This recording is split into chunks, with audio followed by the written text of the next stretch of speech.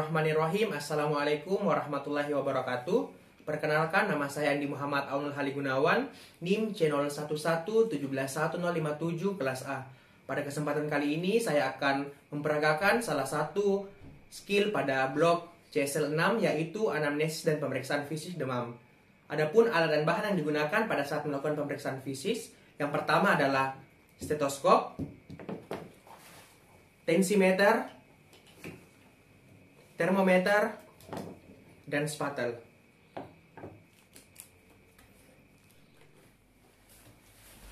Silakan duduk, Pak. Iya. Perkenalkan, Pak, saya Dr. Aunul yang bertugas di UGD Rumah Sakit pagi ini. Iya. Kalau boleh tahu nama Bapak siapa? Andika, Dok. Andika. Iya. Usia Bapak berapa? 35 tahun, Dok. 35. Iya. Di mana kita tinggal, Pak? Di BTP, Dok. Di BTP. Iya. Apa pekerjaan tak sehari-hari, Pak? Sebagai dosen. Dosen. Kalau boleh tahu apa keluhan tak, Pak, sehingga datang ke sini? Ada demam, Dok. Ada demam di. Iya. Jadi, Pak, nanti saya akan melakukan tanya-tanya lagi lebih lanjut mengenai keluhan yang Bapak alami. Jadi nanti mungkin pertanyaannya bersifat rahasia, tapi saya akan menjaga kerahasiaannya.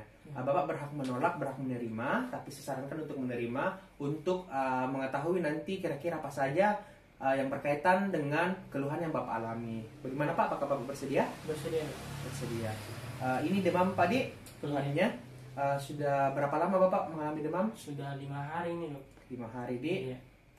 Ini demamnya terus-menerus selama 5 hari ini, Pak? Iya, Dok. Demam terus sudah 5 hari. Terus-menerus.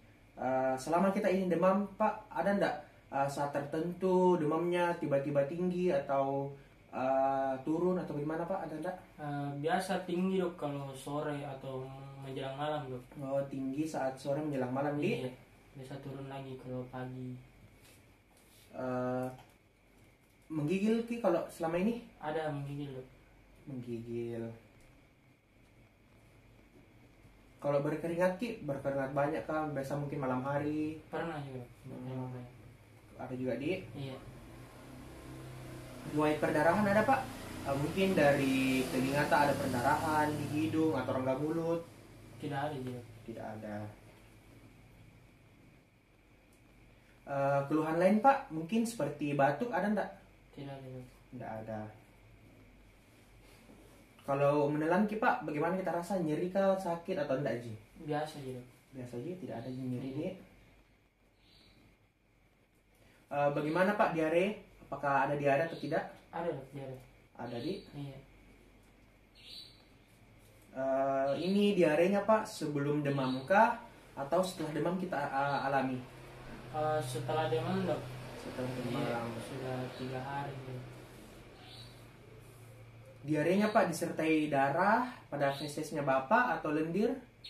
Tidak ada, Dok. Tidak ada, Di.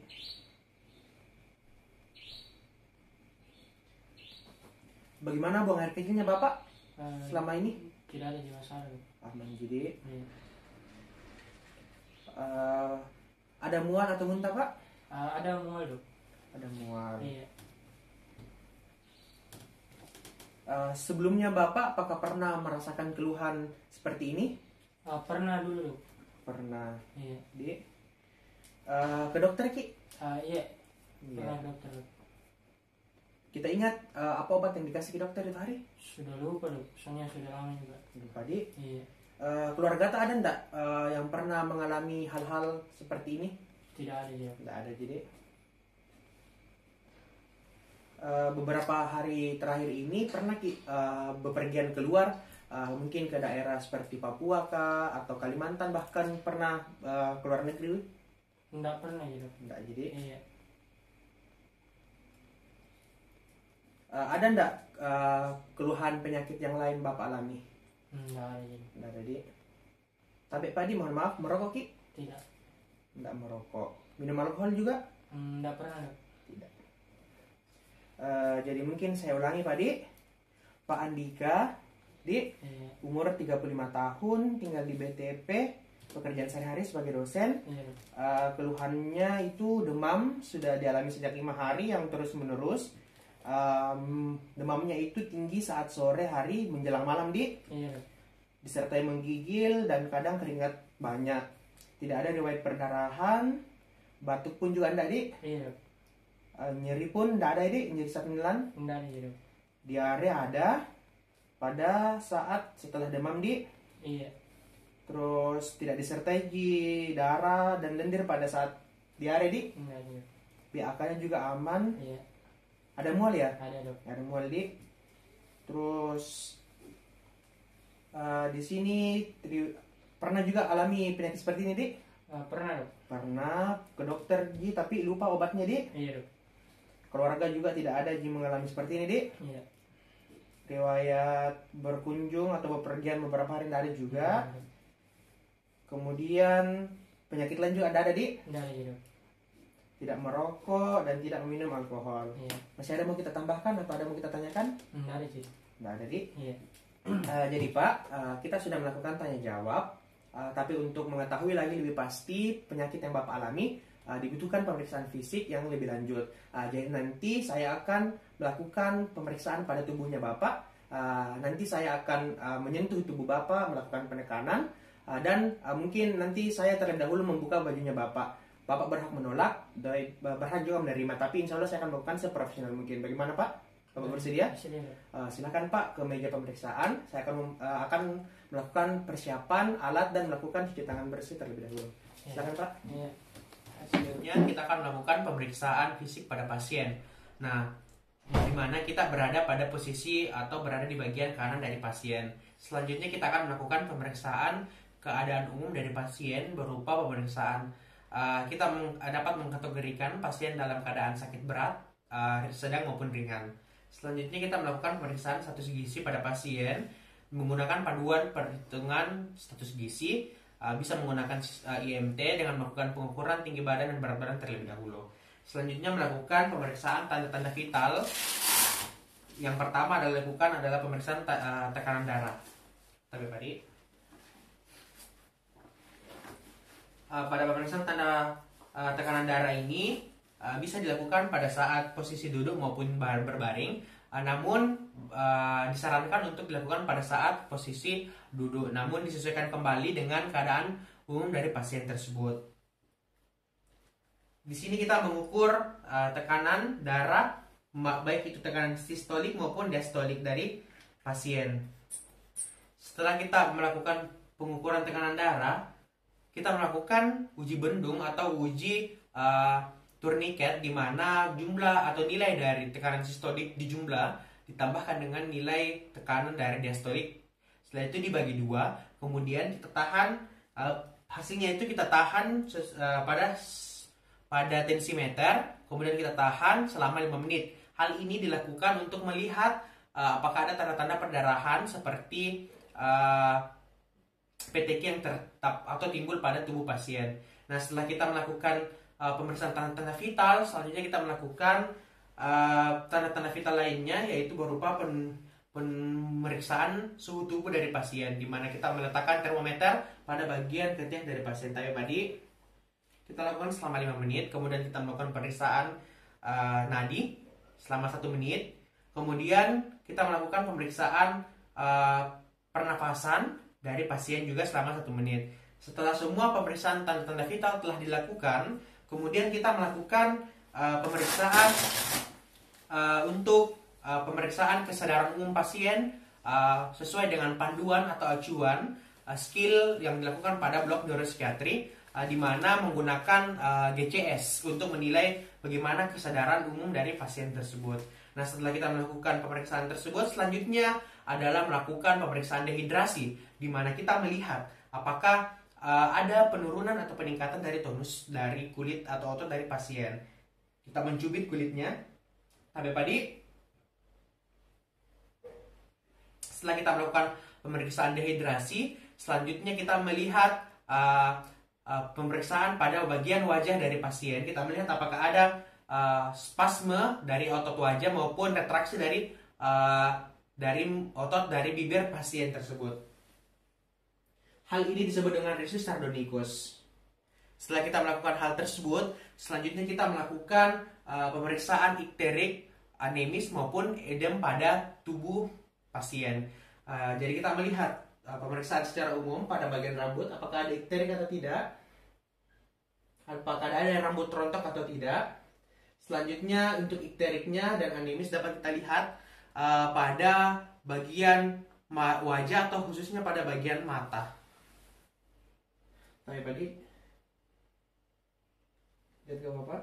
Kita lihat apakah ada anemis maupun ikterik pada pasien. Kemudian kita lihat pada bagian wajah apakah ada udem atau tidak. Tapi Pak bisa dibuka bajunya. Kita lihat juga di bagian badannya apakah ada udem atau ada perubahan-perubahan atau pemungkan pada bagian tubuh dari pasien tersebut. Nah, setelah kita melakukan pemeriksaan tersebut, selanjutnya kita melakukan pemeriksaan status tifosa, di mana dapat dilihat apakah ada bibir kering, rambut kering maupun badan kering, dan juga kita dapat melihat pada rongga mulutnya apakah terdapat lidah kotor atau tidak. Tapi Pak bisa buka mulutnya, kita lihat lidahnya apakah terdapat lidah kotor atau tidak. Sambil sekalian kita melakukan pemeriksaan gag refleks menggunakan spatel. Nah, di mana spatelnya itu sebelumnya harus steril, dalam keadaan steril sebelum kita masukkan ke dalam lidah pasien. Kita masukkan ke dalam lidah pasien. Terus kita tahan, kita lihat apa terjadi kejang, berarti gag refleksnya positif. Seperti itu. Nah, setelah semua sudah dilakukan, kita catat hasilnya di rekam medis. Nah, setelah kita melakukan pemeriksaan gag refleks, kita melakukan pemeriksaan dari kulitnya. Kita melihat eflorescence dari kulitnya, dari kulit dari pasien tersebut. Kita lihat apakah ada udem, ada perubahan warna kulit, apakah ada struktur-struktur peteki-peteki maupun vesikel-vesikel yang terdapat di seluruh bagian tubuh dari pasien tersebut. Nah, setelah kita melakukan pemeriksaan eflorescence, selanjutnya kita melakukan pemeriksaan fisik pada bagian torak dari pasien. Tapi tadi kita selanjutnya akan melakukan pada bagian dadanya Bapak. Jadi yang pertama dilakukan adalah inspeksi. Kita melihat apakah terdapat perubahan warna kulit, ada edem, ataupun ada struktur-struktur atau massa yang terdapat di bagian toraks dari pasien. Setelah kita melakukan inspeksi, kita melakukan palpasi, di mana kita meletakkan kedua tangan kita di dua bagian toraks dari pasien untuk melihat apakah pernafasannya simetris atau tidak, atau ada yang tertinggal atau tidak. Nah, setelah itu kita melakukan hal tersebut, selanjutnya kita melakukan nyeri tekan pada bagian toraks pada tubuh dari pasien. Tadi saya tekan di, ada nyeri Pak? Tidak ada. Jadi setelah kita melakukan hal tersebut, selanjutnya kita melakukan, setelah melakukan palpasi, selanjutnya kita melakukan perkusi, di mana kita mengikuti menggunakan zigzag, metode zigzag seperti ini.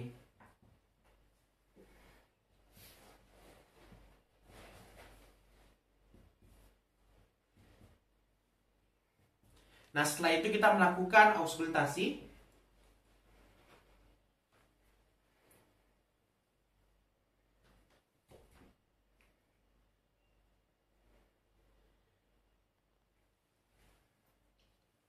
Nah, setelah kita melakukan auskultasi, selanjutnya kita pindah ke regio abdomen untuk melakukan pemeriksaan.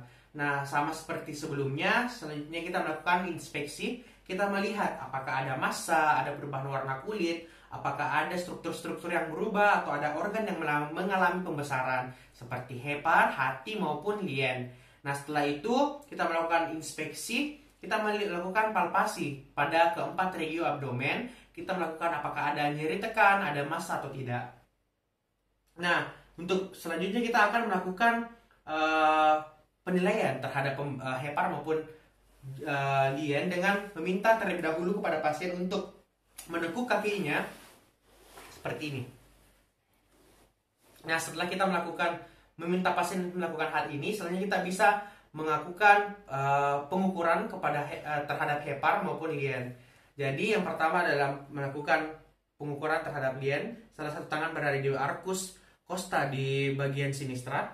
Kita melakukan penekanan menggunakan tangan kanan. Tapi tadi bisa kita bernapas ya kita melakukan penekanan di mana di sini bagian abdomen dibagi 8 regio. Kita melihat kita merasakan apakah terdapat pembesaran dari lien. Nah, setelah itu kita juga melakukan pengukuran pembesaran, apakah ada pembesaran pada hepar dari pasien dari sias kanan ke arcus costa kanan, terbagi atas 4 regio.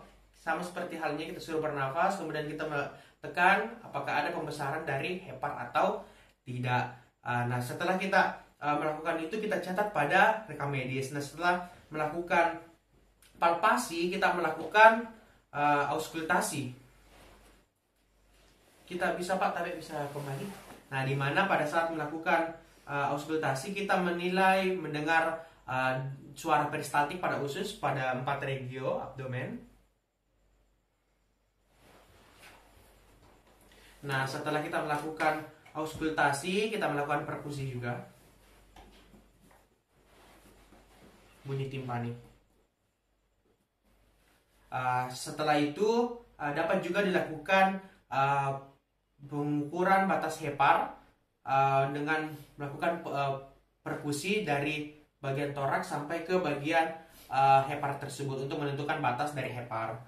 Nah, setelah kita melakukan metode atau pemeriksaan pada bagian abdomen, khususnya pada bagian regio abdomen, selanjutnya kita akan melakukan pemeriksaan pembesaran apakah terdapat pembesaran kelenjar. Nah, pemeriksaan kelenjar ini bisa dilakukan pada posisi berbaring juga maupun duduk. Nah, namun terkadang untuk mengetahui pembesaran kelenjar yang lain, sebaiknya pada posisi duduk kita berada di belakang dari pasien. Nah, pada kasus ini, pada kondisi ini kita akan melakukan pemeriksaan terlebih dahulu pada daerah parotis dari pasien. Kita melihat apakah ada pembesaran, apa ada bullneck atau tidak. Kita lihat di sini juga di bagian di bawah, di bagian rahang kita melakukan pembesaran. Nah, selanjutnya di bagian preaurikular ini di depan telinga sampai ke belakang telinga. Sebaiknya juga dilakukan pada saat duduk, bisa di bagian leher maupun di bagian bahu atau pundak dari pasien. Setelah kita melakukan pemeriksaan dari pemeriksaan pembesaran kelenjar, selanjutnya kita melakukan pemeriksaan muskuloskeletal. Nah, di mana kita di sini melakukan pemeriksaan muskuloskeletal secara umum, kita melihat apakah ada udem, apakah ada pembesaran pada seluruh tubuh pasien, dan khususnya pada bagian kaki kita dapat melihat di sini apakah ada hematom atau ada pada bagian dorsal dari pedis ataupun bagian dari pretibia. Nah, di sini juga kita dapat melihat adanya, kita melakukan nyeri tekan pada otot gastrocnemius dari pasien seperti ini untuk pemeriksaan muskuloskeletal. Nah, setelah itu kita melakukan pemeriksaan opistotonus. Kita memasukkan tangan kita ke bagian belakang dari punggung pasien seperti ini. Kita melihat apakah ada kelainan dari tulang belakang dari pasien atau melengkung atau tidak. Nah, setelah kita melakukan pemeriksaan, kita mencatat semua hasil pemeriksaan pada rekam medis. Setelah itu kita melakukan cuci tangan bersih. Kita meminta kepada pasien untuk memakai pakaiannya kembali. Silakan Pak, pakai pakaiannya. Dan kita meminta pasien untuk kembali ke meja dokter. Dan kita melakukan bersih-bersih, cuci tangan, dan kita akan melakukan edukasi di meja dokter. Silakan dulu Pak. Iya, dari hasil tanya jawab dan pemeriksaan fisik yang telah dilakukan sebelumnya, diduga Bapak menderita salah satu penyakit yang orang-orang biasa sebut demam tifoid atau tifus. Jadi Pak, ini penyakit disebabkan oleh salah satu jenis bakteri, yaitu Salmonella enterica cerevisiae, atau biasa orang bilang Salmonella typhi. Nah, di mana penyakit ini memiliki keluhan-keluhan yang hampir sama dengan beberapa penyakit seperti malaria dan demam berdarah. Nah, namun untuk menunjang kembali atau mengetahui lebih pasti penyakitnya Bapak, kita butuh pemeriksaan yang lebih lanjut seperti pemeriksaan radiologi dan pemeriksaan laboratorium. Jadi nanti Bapak saya kasihkan surat untuk melakukan pemeriksaan di departemen atau bagian tersebut. Dan saya juga nanti akan memberikan resep ataupun obat yang dapat Bapak tukar ke di apotik supaya meredahkan keluhan-keluhan yang Bapak alami. Dan nanti saya sarankan Bapak selama proses pemulihan ini, sebelum pemeriksaan nanti, Bapak di rumah istirahat yang cukup, makan makanan yang bergizi, kalau bisa jangan Mi dulu bekerja keluar rumah, istirahat Mi dulu, kalau bisa izin dulu atau minta surat sakit nanti dibawa ke tempat kerjanya Bapak. Bagaimana Pak? Apakah ada ingin ditanyakan? Tidak ada sih dok. Tidak ada Dik. Jadi terima kasih Pak. Jadi ini resepnya yang kita bawa. Iya kasih. Ya, makasih banyak dok. Ya. Sekian video CSL mengenai anamnesis dan pemeriksaan fisik demam. Semoga bermanfaat. Wabillahi taufiq wal hidayah. Wassalamualaikum warahmatullahi wabarakatuh.